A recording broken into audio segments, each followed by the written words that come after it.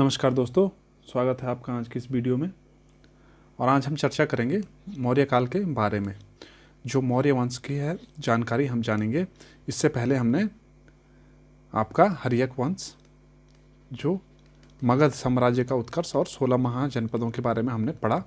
मगध के बाद में हमने हर्यक वंश के बारे में पढ़ा। फिर शिशुनाग वंश और उसके बाद फिर नंद वंश। नंद वंश के संस्थापक कौन थे? तो महापद्म नंद वंश के संस्थापक थे। और मौर्य काल इसके पश्चात आता है, जिसमें चंद्रगुप्त मौर्य, बिंदुसार और अशोक के बारे में हम चर्चा करेंगे और साथ में देखेंगे कि मौर्य काल किस तरह मौर्य साम्राज्य बनता है और अंत में इसका पतन किस तरह होता है। तो मौर्य काल पे जाने से पहले हम एक बार थोड़ा पीछे देख लेते हैं। पीछे देखने का मतलब है, हम मान के चलिए आज से 2500 साल पहले की बात कर रहे हैं और उस समय का जो राजनीतिक, सांस्कृतिक और भौगोलिक महत्व रहा होगा तो वो किस प्रकार का रहा होगा। तो मगध, जैसे कि मैंने आपको पहले भी एक अन्य लेक्चर में बताया है जब हमने मगध की बात की, मगध साम्राज्य आखिर क्यों बना था। प्राचीन जो 16 महाजनपद थे उसमें से 3 महाजनपद जो थे वो सबसे महत्वपूर्ण थे और सबसे भौगोलिक रूप से, सांस्कृतिक रूप से, आर्थिक रूप से सबसे बड़े थे, जिसमें कौशल एक है, वज्जी और तीसरा था मगध।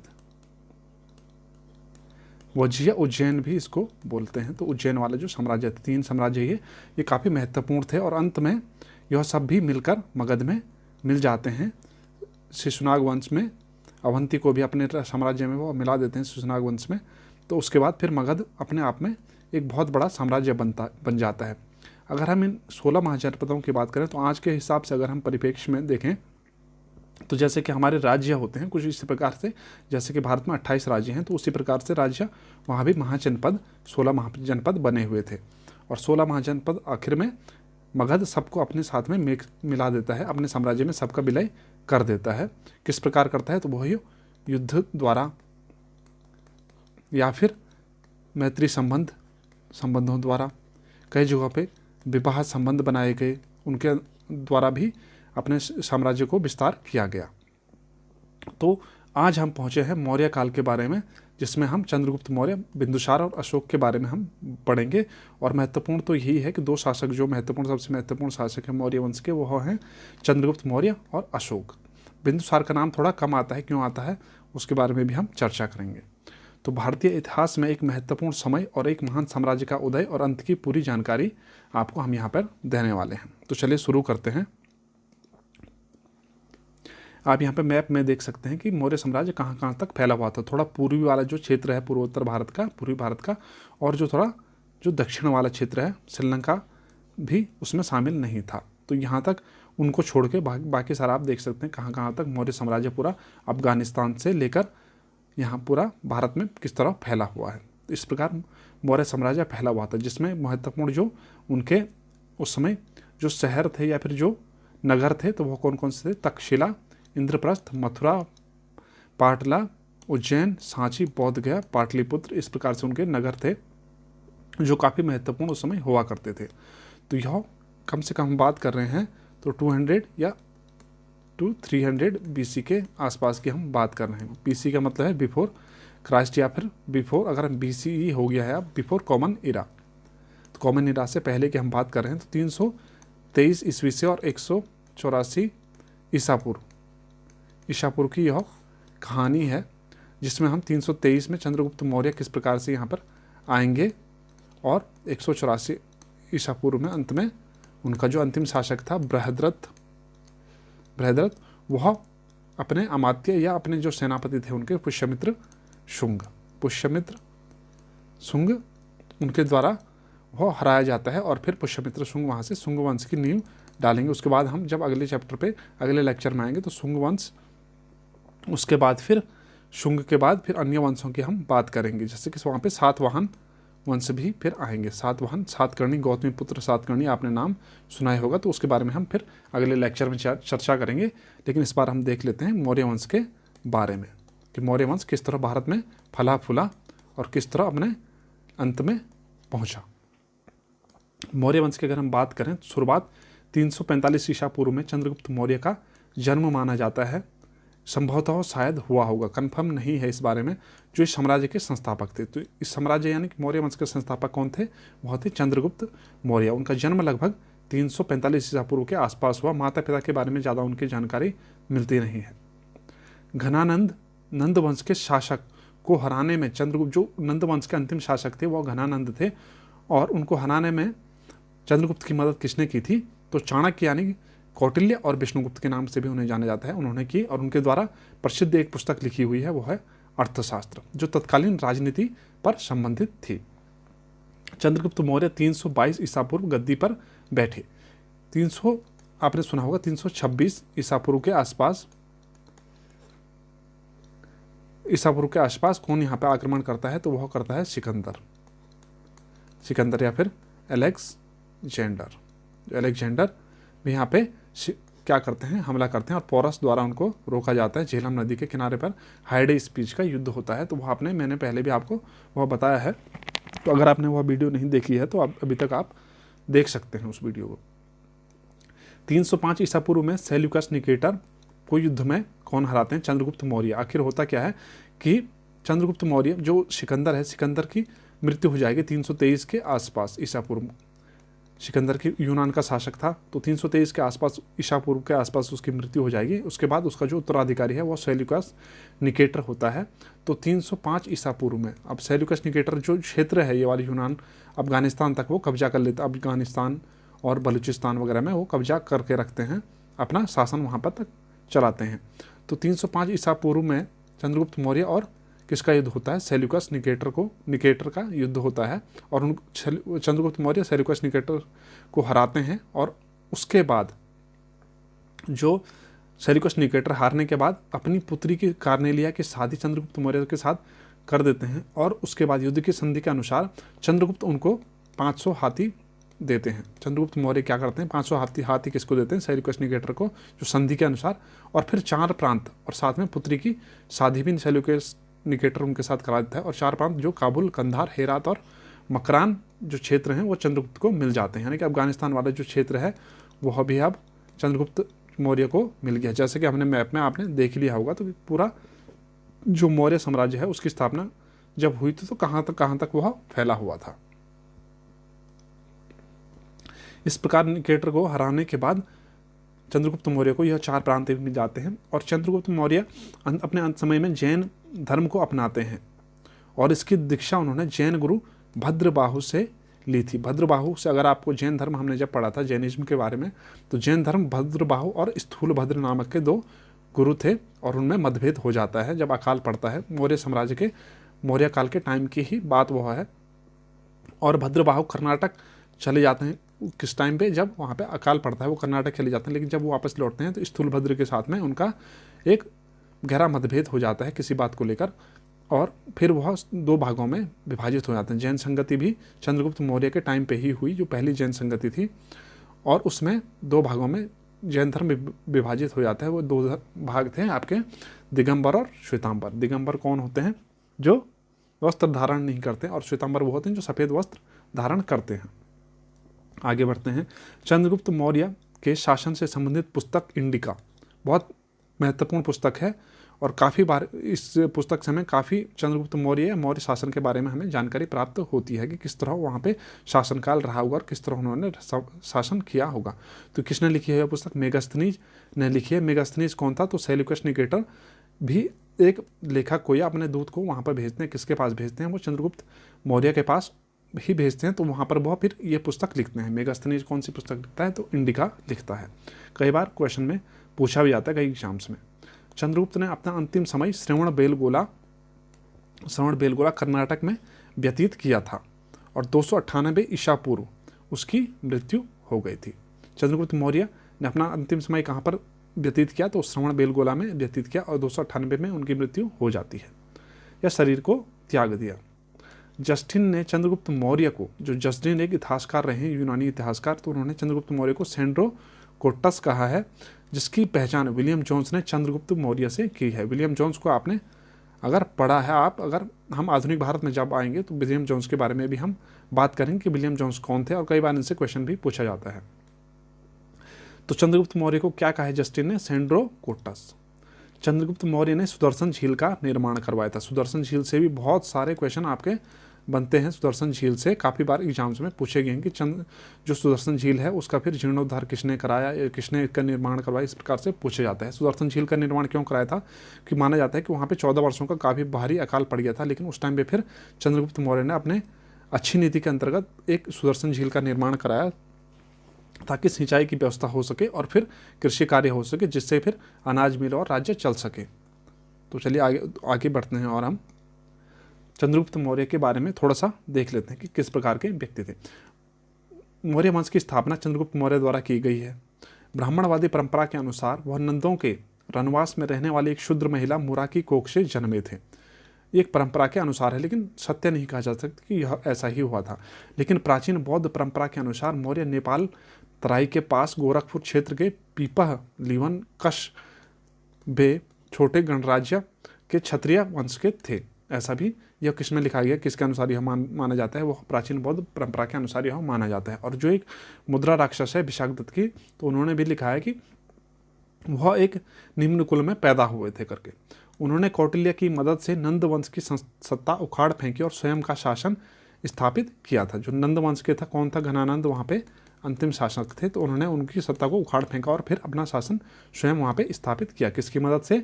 तो कौटिल्य, जिनका नाम मैंने आपको अन्य नाम भी बताए थे, विष्णुगुप्त और चाणक्य भी उनके नाम से उनको जाना जाता है। 9वीं शताब्दी में विशाखदत्त कृत मुद्रा राक्षस में चंद्रगुप्त के शत्रुओं के विरुद्ध चाणक्य द्वारा रचित कूटनीतियों का वर्णन भी किया जाता है। यूनानी लेकिन जस्टिन के अनुसार चंद्रगुप्त के पास 6 लाख की सेना थी और उन्होंने संपूर्ण भारत को जीत लिया था। 6 लाख की सेना से उन्होंने, माना जाता है कि 6 लाख की उनके पास पैदल सैनिक थे, साथ में फिर घोड़े वाले थे, साथ में हाथी दल अलग होते थे, तो बहुत सारे उनके पास सेनाएं थी।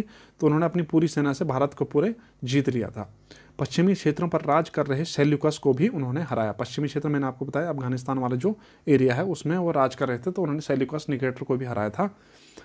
इस युद्ध में दोनों के बीच शांति समझौता हुआ, जिसमें 500 हाथी के बदले सेल्यूकस ने उन्हें अपने बेटी की शादी, बेटी का नाम क्या था सेल्यूकस की, तो करने लिया। अफगानिस्तान, बलूचिस्तान और सिंधु का पश्चिमी इलाका दे दिया। केरल, तमिलनाडु एवं उत्तर पूर्वी भारत के कुछ हिस्सों के अलावा मौर्य ने लगभग पूरे उपमहाद्वीप पर शासन किया था। हमने मैप में भी वह देख लिया था कि इन हिस्सों को छोड़ के और जो पूर्वी भारत के थोड़ा हिस्से हैं इनको छोड़ के मौर्य ने हर जगह पे शासन किया था। तो कितना बड़ा साम्राज्य रहा होगा। और 2500 साल पहले हम सोच भी नहीं सकते इस बात को कि 2500 साल पहले किस प्रकार इन्होंने इतना बड़ा साम्राज्य बनाया होगा। चंद्रगुप्त मौर्य स्पष्ट रूप से पूर्ण शासक थे। उन्होंने सारी शक्ति को अपने अधीन कर ली थी। आगे बढ़ते हैं। पूरा साम्राज्य कई प्रांतों में विभाजित किया गया था। इनमें प्रत्येक को एक राजकुमार के अधीन रखा गया था। जो उनका पूरा साम्राज्य था वो कई प्रांतों में विभाजित किया गया था। जैसे कि अगर हमारा कोई भी राज्य होता है तो वह जिलों में विभाजित किया जाता है, तो उसी प्रकार फिर जो उनका साम्राज्य था उसे भी उन्होंने प्रांतों में विभाजित किया और उससे भी फिर नीचे नीचे और भी कई चीज़ें बनाई। पाटलिपुत्र, कौशाम्बी, उज्जैन और तक्षशिला उनके समय के सबसे महत्वपूर्ण नगर हुआ करते थे और ज़्यादातर जो सांस्कृतिक क्रियाएं वगैरह यहाँ पर ही होती थी और जो व्यापारिक क्रियाएं होती थी। मेगास्थनीज ने पाटलिपुत्र को सबसे महत्वपूर्ण नगर माना है और वो इसे पली बेथरा कहते हैं। आप नोट कर लीजिएगा, क्या पता एग्जाम में पूछ लिया जाए, जिसका अर्थ होता है द्वार वाला नगर। मेगास्थनीज बताते हैं कि वहाँ पे लकड़ी की इमारतें होती थी, मतलब बहुत सुंदर सुंदर बातें। अगर आप कभी मौका मिले तो आप इंडिका को अगर पढ़ोगे तो उसमें काफ़ी चीज़ें हुआ इस बारे में बताते हैं कि लकड़ी की इमारतें होती थी, एकदम बहुत बढ़िया तरीके से सब बना हुआ था, स्वच्छता बहुत ज़्यादा थी और काफ़ी कुछ और अन्य बातें भी बताते हैं। पाटलिपुत्र के प्रशासन में 6 समितियां थी। पाटलिपुत्र क्या था? उनकी राजधानी जो थी मौर्य साम्राज्य की वह पाटलिपुत्र थी और पाटलिपुत्र वर्तमान में पटना जो है वह से ही पाटलिपुत्र कहा गया है। प्रशासन में 6 समितियां थी जिसमें प्रत्येक में 5 सदस्य होते थे।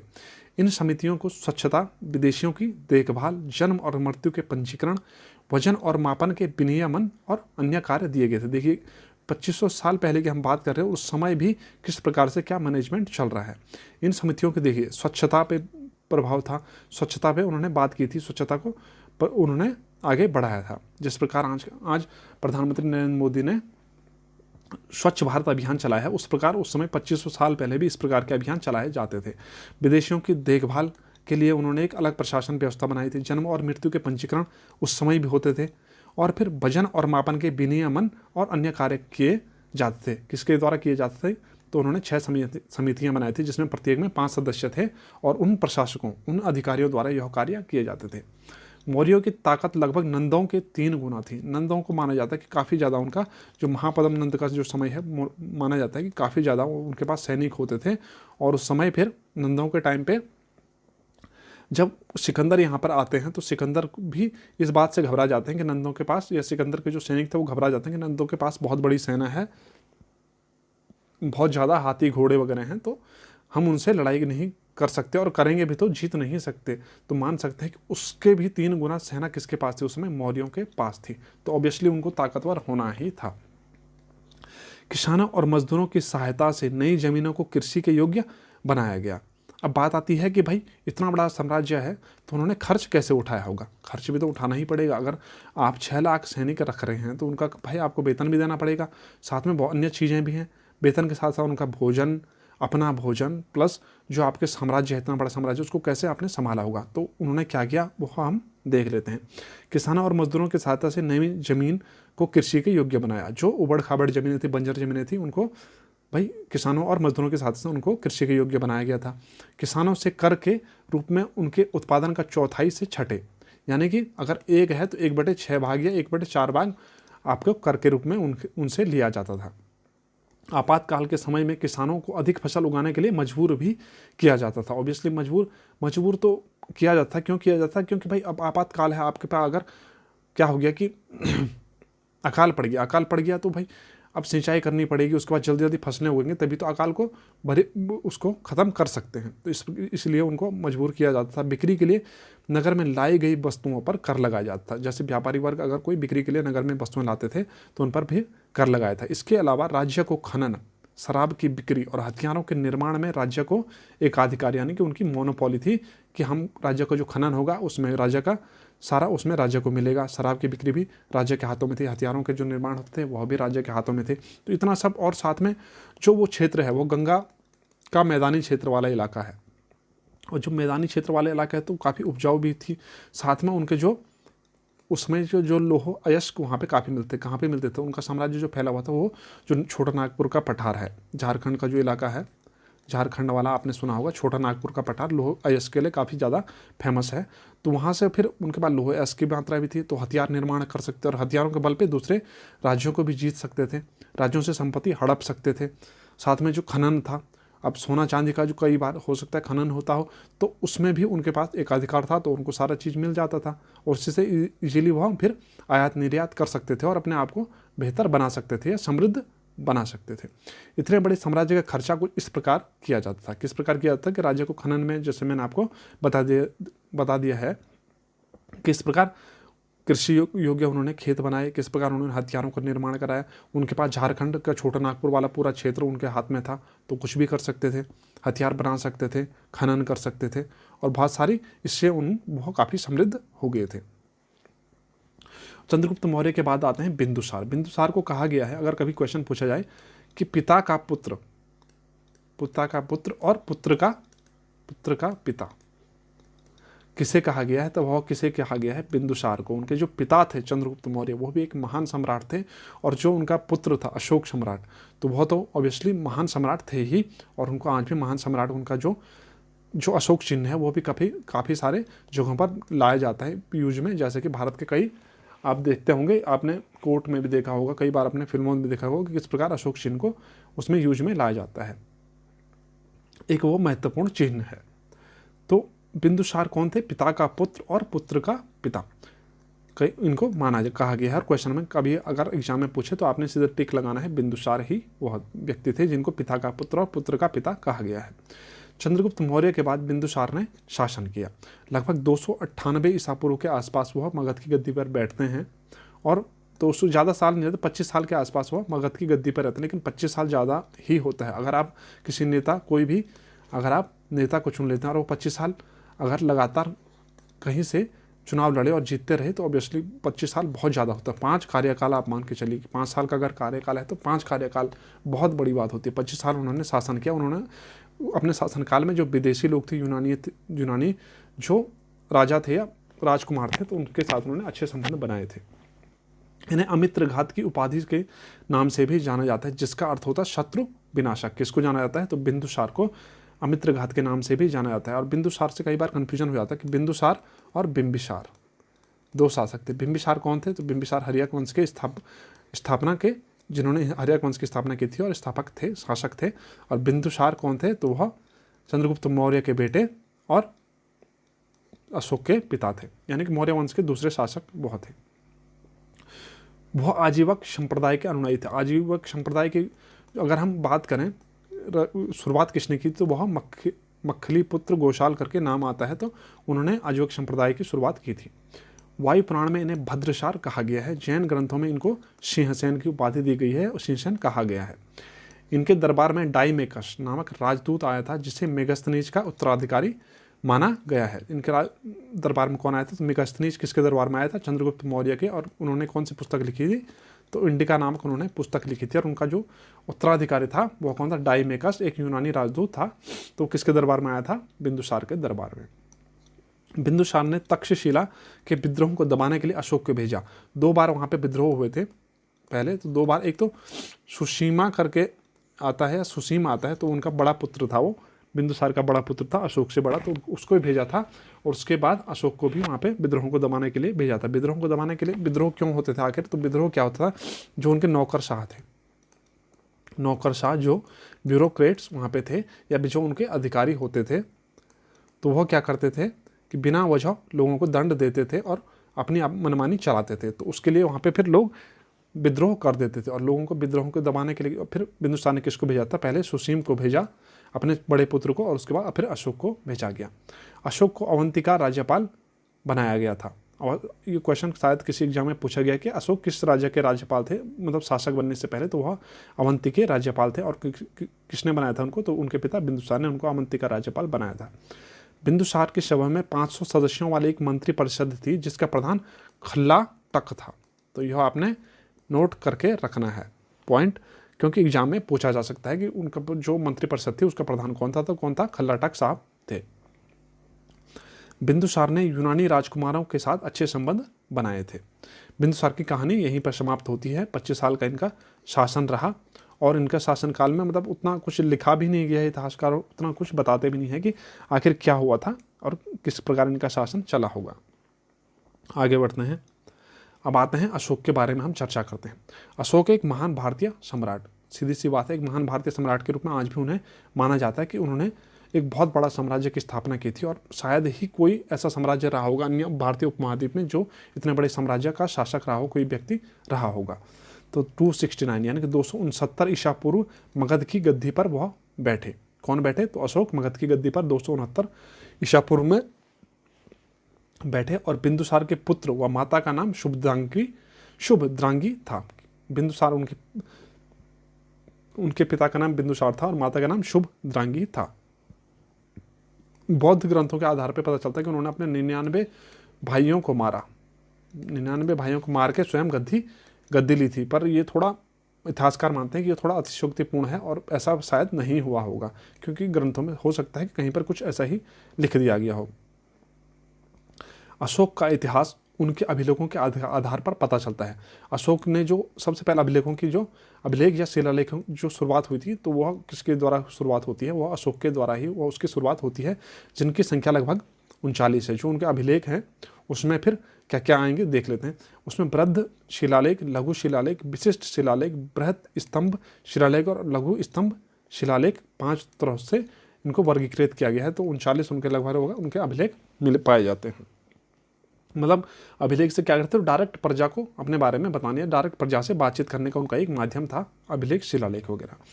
अशोक ने अपने शासनकाल में एक युद्ध किया, जिसमें युद्ध के बाद उन्होंने युद्ध की नीति को ही त्याग दिया। एक युद्ध किया था उन्होंने 261 ईसा पूर्व में। अगर आपको ध्यान होगा तो आपको शायद आ रहा होगा याद वो, तो कौन सा युद्ध था? तो वो था कलिंग का युद्ध। कलिंग कहाँ पर था? तो उड़ीसा के पास वाला जो एरिया है, तो वह उड़ीसा, वर्तमान उड़ीसा में वह जगह है। कलिंग का युद्ध हुआ था 261 ईसा पूर्व में, और वहाँ पर उन्होंने जब वह युद्ध लड़ा तो वो काफ़ी फिर उनका हृदय परिवर्तन भी हो गया। हृदय परिवर्तन इसलिए हुआ कि माना जाता है कि 1 लाख लोग मरे थे, 1 लाख लोग मरे और 1.5 लाख लोगों को कैदी बना दिया गया। अब इतने एकदम मासैकर बोलते हैं जिसको, बहुत बड़े पैमाने पर एकदम हत्याएं कर दी गई, लोगों को मार दिया गया, लोग बेघर हो गए। उसमें कई भिक्षुओं को शायद, अब जब युद्ध हो रहा है तो कुछ ना कुछ तो होगा, इस प्रकार से अन्य लोग जो सामान्य व्यक्ति थे उनको भी उसमें मार दिया गया। तो इससे उनका हृदय परिवर्तन हो गया और उन्होंने कहा नहीं, खून चारों तरफ खून ही खून, बताते हैं कि चारों तरफ खून ही खून था और 1 लाख लोगों, आप समझ सकते हैं कि किस प्रकार वह दृश्य रहा होगा। तो उनका फिर हृदय परिवर्तन हो गया और वहाँ से उन्होंने फिर युद्ध न करने की प्रेरणा ली और वहाँ से उन्होंने क्या किया, युद्ध की जो नीति थी उसको ही त्याग दिया। अशोक पहले ब्राह्मण धर्म के अनुयायी थे, लेकिन कलिंग युद्ध के बाद बौद्ध भिक्षुओं से दीक्षा लेकर वह बौद्ध बन गया। निग्रोध के प्रवचन सुनकर बौद्ध धर्म को उसने अपना लिया था। किसने? अशोक ने। किसके प्रवचन को सुना? निग्रोध नामक कोई भिक्षुक रहे होंगे, तो उनके प्रवचन को सुनकर उन्होंने बौद्ध धर्म को अपना लिया था। कलिंग का युद्ध 261 ईसा पूर्व उनके शासन के 8वें वर्ष में हुआ था। हमने बता दिया कि 269 आप गद्दी पर बैठते हैं और उसके बाद 8 साल बाद 261 ईसा पूर्व में युद्ध होता है, कलिंग का युद्ध, और उसके बाद उनका फिर हृदय परिवर्तन हो जाता है। अशोक को उनके अभिलेखों, शिलालेखों में अशोक नाम ज़्यादातर नहीं मिलता, 4 ही जगहों पर मिलता है। एक मॉस्की वगैरह में मिलता है, 4 नाम आप किसी में सर्च अगर आपको मिल जाते हैं तो आप गूगल में देख सकते हैं या फिर अन्य किसी पुस्तक में आपको मिल जाएंगे। मुझे अभी वो कंफर्म याद नहीं आ रहे। एक मॉस्की है, कुछ और हैं जो पश्चिमी क्षेत्र वाला जो एरिया है, यानी कि अफगानिस्तान के आसपास वाला जो एरिया है वहीं पर अशोक नाम मिलता है। बाकी ज़्यादातर जगहों पर उन्हें देवाना प्रिय अर्थात देवताओं के प्रिय या फिर प्रियदर्शी ऐसा करके नाम उनका मिलता है। अशोक के शिलालेखों में ब्राह्मी, खरोष्टी, ग्रीक और अरमाइक लिपि का प्रयोग हुआ है। ब्राह्मी लिपि भारत में, खरोष्टी लिपि मैंने आपको बताया कि खरोष्टी लिपि कहाँ से आई, ईरान से खरोष्टी लिपि आती है। जब आपने मगध साम्राज्य की हमने बात की थी इससे पहले लेक्चर में, तो वहाँ पे हमने बात की थी कि खरोष्टी लिपि ईरान से आती है। उसका ग्रीक लिपि जो यूनानियों की लिपि है, अरमाइक और ग्रीक लिपि यूनानी लिपि है। अफगानिस्तान, ग्रीक एवं अरमाइक लिपि कहाँ पर है? अफगानिस्तान में जो उनके शिलालेख पाए जाते हैं, तो वो कहाँ पर ग्रीक और अरमाइक लिपि में कहाँ पाए जाते हैं? तो अफगानिस्तान में सहवाज गढ़ी और मनसहरा पाकिस्तान में खरोष्टी लिपि में उनके शिलालेख या अभिलेख पाए जाते हैं। भारत में लगभग ब्राह्मी लिपि में ही उनके अभिलेख या शिलालेख पाए जाते हैं। शिलालेखों का प्रचलन अशोक ने ही शुरू करवाया था। अशोक को बौद्ध धर्म की दीक्षा उपगुप्त नामक बौद्ध भिक्षु ने दी थी। यह एक इम्पॉर्टेंट पॉइंट हो जाता है, एग्जाम में पूछा जा सकता है। पुराणों में अशोक का नाम अशोक वर्धन मिलता है। जो अशोक का नाम पुराणों में क्या मिलता है? तो अशोक वर्धन के नाम से उन्हें पुराणों में उनका नाम मिलता है। कंगनहल्ली कर्नाटक से शिलालेख, कर्नाटक के शिलालेख में रानियों अशोक अर्थात राजा अशोक उल्लिखित है। यूपीएससी में यह क्वेश्चन पूछा गया है कि रानियों अशोक कहाँ पर लिखा गया है? तो कंगनहल्ली कर्नाटक, जो समय गुलबर्गा एक राज्य हुआ करता, तो उस समय गुलबर्गा में कर्नाटक में यह फिर कंगनहल्ली में क्या लिखा गया है? रानी अशोक यानी कि अर्थात राजा अशोक उल्लिखित है। अशोक के शिलालेख को पढ़ने में सफलता सर्वप्रथम जेम्स प्रिंसेप को 1837 के आसपास की बात है। तो जेम्स प्रिंसेप को सबसे पहले उनकी सफलता मिली किसको क्या पढ़ने में? तो अशोक के शिलालेख को पढ़ने में, और उनको प्रियदर्शी या प्रियदर्शी मतलब हिंदी में हो जाता है। अगर प्राकृत की बात करें तो प्रियदर्शी करके आता है, तो प्रियदर्शी मैं ढंग से लिख देता हूँ, प्रियदर्शी वहाँ पे मिलता है, तो प्रियदर्शी उसका हिंदी में अनुवाद हो जाता है। तो जेम्स प्रिंसेप ने लगभग 1837 के आसपास की यह बात है ईस्वी की, तो उन्हें अशोक के शिलालेख को पढ़ने में सफलता प्राप्त हुई और उनका नाम पता चला प्रियदर्शी। अशोक के शिलालेखों की संख्या कितनी है? तो 14 शिलालेख हैं। कई बार एग्जाम में पूछा भी जाता है नंबर टोटल कितने हैं? तो 14 हैं। अशोक के स्तंभ लेखों की संख्या 7 है जो केवल ब्राह्मी लिपि में लिखी गई हैं। स्तंभ लेख अलग हैं, शिलालेख अलग हैं। अशोक का 7वां अभिलेख सबसे लंबा है। सबसे लंबा अशोक का कौन सा अभिलेख है? तो वह 7वां अभिलेख है। और अभिलेख के बारे में अभी हम जानेंगे कौन कौन से अभिलेख में क्या क्या है। अशोक ने बौद्ध धर्म का प्रचार करने के लिए श्रीलंका अपने पुत्र महेंद्र और पुत्री संघमित्रा को भेजा था। बौद्ध धर्म का प्रचार प्रसार करने के लिए उन्होंने अपने पुत्र महेंद्र और पुत्री संघमित्रा को कहाँ भेजा था? तो वो श्रीलंका भेजा था। आगे आते हैं 14 शिलालेख, उनके कौन कौन से हैं। पहले शिलालेख में पशु बलि की निंदा की गई है। दूसरा जो शिलालेख है उसमें मनुष्य एवं पशु के लिए चिकित्सा व्यवस्था की बात कही गई है। तीसरा जो अब उनका शिलालेख है उसमें राजकीय अधिकारियों को निर्देश है कि वो प्रत्येक 5 वर्ष पर पूरे साम्राज्य में दौरे पर जाएं और धार्मिक नियमों का उसमें उल्लेख भी है। उसमें उसके बाद जो अभिलेख है यानी कि चौथे में उनका है धम्म घोष की घोषणा, यानी कि धम्म अशोक का धम्म बोला जाता है ना, धर्म को धम्म प्राकृत में बोला जाता है, तो धम्म बोला जाता है कि अशोक का धम्म महामात्राओं की नियुक्ति की जानकारी मिलती है। उसके बाद के अभिलेख में आप इस हिसाब से यहाँ पे देख लीजिएगा 1 2 3 4 5 6 7 और 8 भी इसी में है, 9 10 11 12 13 और 14 इस प्रकार से हैं। तो उसके बाद है आत्मनियंत्रण की शिक्षा मिलती है। अशोक के तीर्थ यात्राओं का उल्लेख किस किस में है, तो 7 और 8 में शिलालेख में अशोक के तीर्थ यात्राओं का उल्लेख है। उसके बाद सच्ची भेंट और शिष्टाचारों का उल्लेख, राजा और अधिकारी हमेशा प्रजा के हितानुसार सोचें, उनके 10वें अभिलेख में।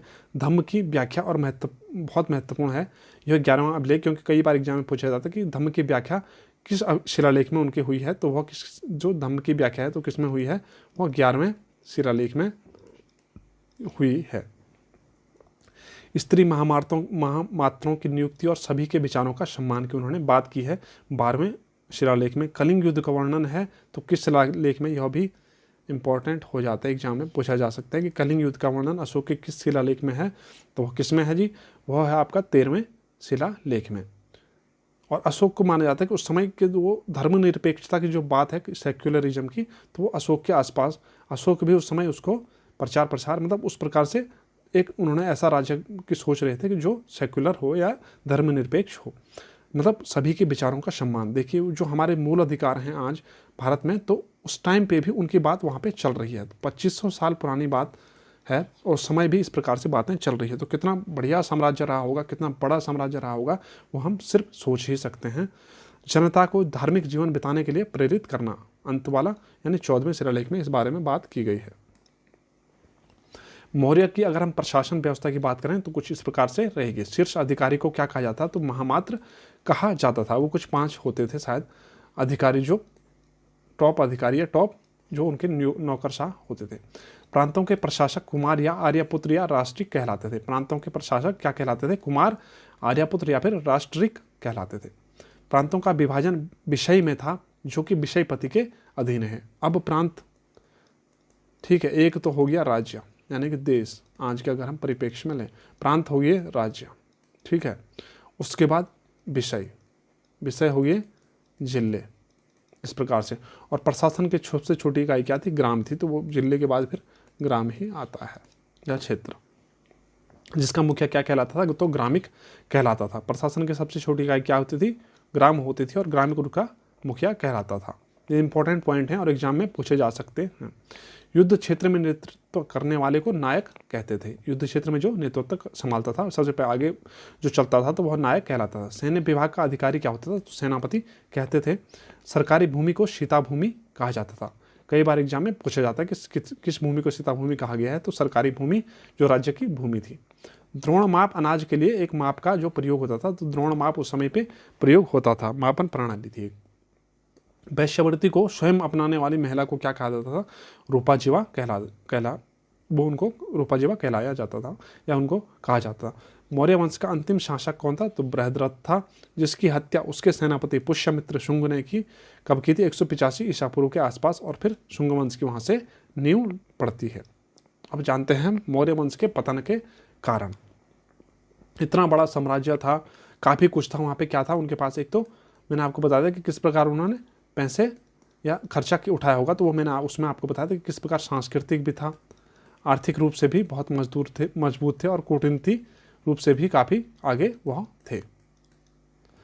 तो पतन के कारण आखिर क्या हुए होंगे, तो ब्राह्मणों की प्रतिक्रिया। माना जाता है कि जो उनके आदेश थे उनको प्राकृत में जारी किया गया था, ये संस्कृत में नहीं किया गया था। तो जो ब्राह्मण के उस समय भाषा होती थी तो वह संस्कृत होती थी, तो आदेश को अगर प्राकृत में तो थोड़ा सा उनको बुरा लगा होगा, तो ऑब्वियसली उन्होंने थोड़ा सा फिर आक्रोश में आ गए थे। बलि प्रथा को बंद करवाया, जिससे क्या हुआ कि पूजा पाठ में बलि निषिद्ध हो गई। उन्होंने क्या कहा था कि पशुओं पे दया करो, इस प्रकार से उन्होंने बौद्ध धर्म को, जब आप पढ़ेंगे मैंने बताया भी है बौद्ध धर्म को, तो पशुओं के बारे में उसमें काफ़ी बातें लिखी गई हैं कि पशुओं पर दया करनी चाहिए, अहिंसा को अपनाना चाहिए। इस प्रकार से बौद्ध धर्म में लिखा गया है। तो जब अहिंसा को अपनाने की बात कही गई तो अब पूजा पाठ के लिए बलि विधि थी उस समय प्रयुक्त में, तो उसको भी अगर तुम निषेध कर दोगे तो फिर ब्राह्मण फिर और ज़्यादा आकर्षित होगी, क्योंकि उनके आय को भी उससे प्रभावित होना पड़ा था। उसके बाद है ग्रामीणों को नियंत्रित करने के लिए राजुका को नियुक्त किया गया था और सभी वर्णों के लिए समान दंड दिए जाते थे। अब वर्ण व्यवस्था उस समय पे अपनी प्रकाष्ठा पर तो थी ही थी, तो अगर सबके लिए समान दंड है तो इससे फिर जो ब्राह्मण वर्ग था तो वो थोड़ा सा आक्रोश हो गया था कि हमारे लिए भी वही दंड और जो निम्न जातियां हैं उनके लिए भी वही दंड है। तो फिर ऑब्वियसली उन्होंने आक्रोश में आना ही था, तो वो भी एक पतन का कारण माना जाता है। वित्तीय संकट, सेना और नौकरशाही पर भारी खर्चा था। सीधी सी बात है, जब इतना 6 लाख की सेनाएं और धीरे धीरे वो बढ़ भी गए होंगे, लोग भी धीरे धीरे बढ़ते गए, तो फिर भारी खर्चा भी था। फिर बौद्ध भिक्षुओं को सरकारी खजाने से बहुत ज़्यादा दान दिया गया था, जिससे कि फिर जो सरकारी खजाना था वो भी हल्का कम होता गया। नौकरशाही द्वारा जनता का दमन और बेवजह अत्याचार किया जाता था, जिससे फिर जनता भी आक्रोश में आ गई और जनता ने विद्रोह भी करना शुरू किया। दूर दराज के क्षेत्रों में नए व्यापारिक ज्ञान की पहुंच। अब दूर दराज के जो क्षेत्र थे, मान के चलते आप ये राज्य हैं कुछ, अब यहाँ कुछ अच्छा हो रहा है या यहाँ कुछ नई तकनीक आई है, तो धीरे धीरे अब वो आगे आगे बढ़ते बढ़ते यहाँ भी पहुँच जाएगी। और जब यहाँ पे वो तकनीक पहुँचेगी तो यह भी चाहेंगे, अब इनके पास हथियार पहुँच गए तो क्यों किसी से डरें, सीधी सी बात है। तो फिर वहाँ से भी वो विद्रोह की एक बात निकल कर सामने आएगी। मगध से प्राप्त भौतिक संस्कृति के आधार पर नए राज्य स्थापित और विकसित हो गए थे। नए नए राज्य अब विकसित होने लगे थे, खुद समझ आने लगी थी, तो अब किसी का गुलामी क्यों करें। इस आधार पे फिर धीरे धीरे पतन के कारण उनके बढ़ते चले गए। विदेशी आक्रमणकारी जैसे स्थितियन, पार्थियन और शकों का इस उपमहाद्वीप में लगातार आगमन। चीन की दीवार जैसे कोई ठोस कदम नहीं। चीन की दीवार एक सी हुआन करके एक उस टाइम पे उनका नाम शायद कुछ इसी प्रकार है, सी हुआन करके है, चीन के राजा हुआ करते। तो उन्होंने पार्थियनों के डर से या सिथियनों के डर से उन्होंने क्या किया, तो चीन की एक दीवार, आप जानते हैं कि चीन की दीवार बनाई गई थी। चीन की दीवार आज तक भी चल रही है और एक अजूबा है विश्व में। तो चीन की दीवार उन्होंने बनाई जिससे कि वह बचे रहें, जो आक्रमणकारी हैं उनके, विदेशी आक्रमणकारी हैं उनके आक्रमणों से वह बचे रहें। तो उसके लिए उन्होंने क्या किया था कि जो चीनी शासक थे उन्होंने चीन की दीवार बना दी। लेकिन मौर्य शासन फिर ऐसा नहीं हुआ, क्योंकि मौर्य में मेन अब अहिंसा पे बल दिया जाने लगा। ठीक है, युद्ध की नीति थोड़ा कम कर दी गई। ऐसा नहीं है कि युद्ध की नीति एकदम खत्म ही हो गई थी, ऐसा नहीं है। दंड देने का भी अधिकार था, दंड भी दिया जाता था, जो गलत करेगा उसको दंड भी मिलता था। वहाँ पे ऐसा नहीं था कि बस छोड़ दो, अहिंसा कर लो बस, ऐसा भी नहीं था।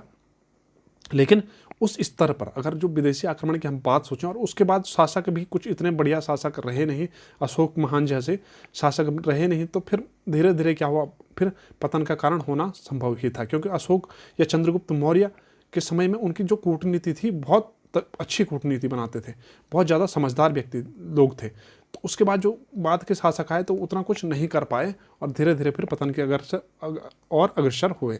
तो भाई चीन वाले ने तो अपनी दीवार बना दी चीन की, लेकिन इन्होंने कुछ नहीं किया, रोकने के लिए कुछ किया ही नहीं विदेशी आक्रमणकारियों के लिए। तो फिर धीरे धीरे सिथियन, पार्थियन और शकों का यहाँ पर आक्रमण शुरू हो गया, तो वो भी एक पतन का कारण इनका माना जाता है।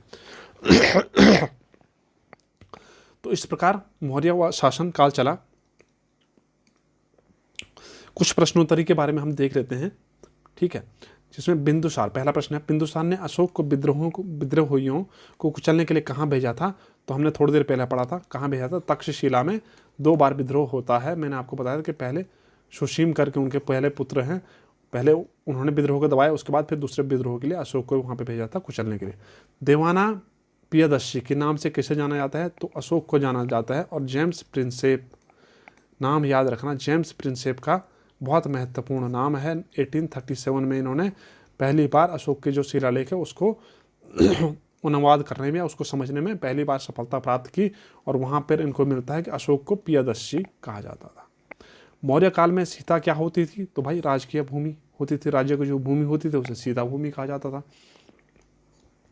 अशोक के मनसेहरा और सहयाज गढ़ी से प्राप्त बृहद शिलालेखों में किस लिपि का प्रयोग हुआ है? तो हमने बात की थी किस लिपि का प्रयोग हुआ है, तो खरोष्ठी लिपि का प्रयोग हुआ है।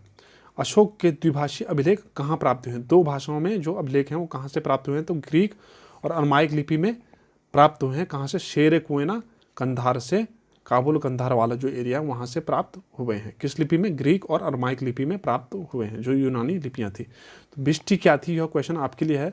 बिष्टी क्या थी, बस मैं बता देता हूँ। तो एक बेगार होता था, बेगार को बिष्टी कहा जाता था। अशोक के जो शिलालेख हमें संगम राज्य से के बारे में बताते हैं। कौन कौन से ऐसे शिलालेख हैं जो हमें संगम राज्य की अगर हम बात करेंगे कभी हम चेर, चोल, पांड्या इस प्रकार के राज्य हुए थे। जब हम संगम साहित्य की बात करेंगे तो संगम साहित्य भी एक बहुत इंपॉर्टेंट टॉपिक हो जाता है हिस्ट्री में, जब हम पढ़ेंगे मणिमेखलाई, ठीक है। शिल्पाधिकारम और मणिमेखलाई 2 रचनाएं हैं, बहुत ज़बरदस्त रचनाएं बोली जाती हैं। वहाँ का जो महाभारत है या रामायण के बारे में इनकी तुलना की जाती है। शिल्पाधिकारम और मणिमेखलाई, इलांगो कृति, शिल्पाधिकारम बहुत महत्वपूर्ण कृति है। उसके बारे में हम जब संगम साहित्य पढ़ेंगे, आगे आने वाले कुछ लेक्चर में ही हम संगम साहित्य को पढ़ेंगे, प्राचीन भारत का ही हिस्सा है, तो हम फिर जानेंगे कि शिल्पाधिकारम क्या है और जो उसकी नायिका है कन्नगी, ठीक है, उसके बारे में हम चर्चा करेंगे। तो अशोक के जो शिलालेख हमें संगम राज्य के बारे में बताते हैं, कौन कौन से थे? 2 और 13वां शिलालेख हमें संगम राज्य के बारे में बताते हैं। संगम राज्य कौन कौन से थे? चेर, चोल और पांड्या। प्रथम भारतीय साम्राज्य किसके द्वारा बनाया गया? तो सीधी सी बात है, चंद्रगुप्त मौर्य जी के द्वारा यह बनाया गया था। बोला जाता है कि प्रथम ऐतिहासिक जो वंश है या प्रथम भारतीय ऐतिहासिक जो साम्राज्य है वह कौन सा है? तो मौर्य साम्राज्य है। बस। तो दोस्तों कुछ इस प्रकार से हमने मौर्य साम्राज्य को देखा, जिसमें हमने कितने साल पहले की यात्रा की? तो वह 2500 साल पुरानी हमने बातें जानी। कोई भी राज्य कितना भी बड़ा हो जाए, अंत में अपने पतन की ओर अग्रसर होता है, क्योंकि यह प्रकृति का नियम है। हर कोई, हम भी अपने पतन की ओर, हर कोई अपने पतन की ओर, अपने खत्म होने की ओर बढ़ रहा है। चाहे कुछ भी चीज़ है, चाहे वह कोई वस्तु ही क्यों ना हो, कोई पेड़ पौधा क्यों ना हो, कोई जीव जंतु क्यों ना हो, कुछ भी हो, अपने पतन की ओर अग्रसर हो रहा है। तो कुछ भी हो, चाहे वो कितना बड़ा साम्राज्य हो, वह अपने पतन की ओर हमेशा अग्रसर होगा। कोई अगर पत्थर भी है तो वह धीरे धीरे अपने पतन की ओर अग्रसर हो रहा है। पत्थर से वो क्या होगा? तो वह एक दिन क्या बन जाएगा? मिट्टी बन जाएगा और अपने पतन की ओर पहुँच जाएगा।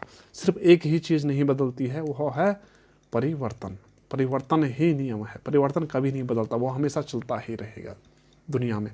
तो इस प्रकार हमने मौर्य इतिहास को पढ़ा, मौर्य वंश के पूरे को समझा, और किस प्रकार उनके जो महान राजा थे, वो सिर्फ 3 ही राजा, उसमें ज़्यादा हम जानने की आपको ज़रूरत नहीं है कि कौन कौन से अन्य बहुत सारे राजा हैं। वो उसके बाद मौर्य वंश में तो 5-7 और राजा होंगे। अंत में फिर बृहद्रथ आते हैं जो फिर हार जाते हैं। किससे? शुंग वंश के जो संस्थापक थे पुष्यमित्र शुंग, उनकी हत्या कर देते हैं और उसके बाद शुंग वंश की वहाँ पे नींव डालते हैं। लेकिन हमने ज़्यादा उनको नहीं देखना है, आपको एग्जाम पॉइंट ऑफ व्यू से सिर्फ वही देखना है। चंद्रगुप्त मौर्य, बिंदुसार का थोड़ा बहुत, और अशोक और चंद्रगुप्त मौर्य बहुत महत्वपूर्ण शासक रहे हैं मौर्य वंश के, और उनके बारे में ही आपको एग्जाम से के लिए आपको तैयारी करनी है। तो जो हमने आपको पॉइंट बता दी हैं वो आप नोट भी कर सकते हैं, और आप अपने क्या करेंगे कि रिविज़न करते रहिए और पढ़ते रहिए। बाकी सिलेक्शन जो आपका पक्का होगा। आपको कोई भी अगर डाउट होता है तो आप हमें कमेंट करके पूछ सकते हैं। और आपको अगर वीडियो अच्छी लगे तो आप लाइक, शेयर और सब्सक्राइब करें, ताकि हम और भी आपके लिए वीडियो लेके आएँ। एजुकेशनल जो वीडियोज़ हैं, जो लेक्चर हैं हिस्ट्री के, वो लेके आएँ और आपको एक कुछ नई जानकारी वहाँ से प्राप्त हो। बाकी मिलते हैं दोस्तों आपसे नेक्स्ट वीडियो में, तब तक के लिए धन्यवाद।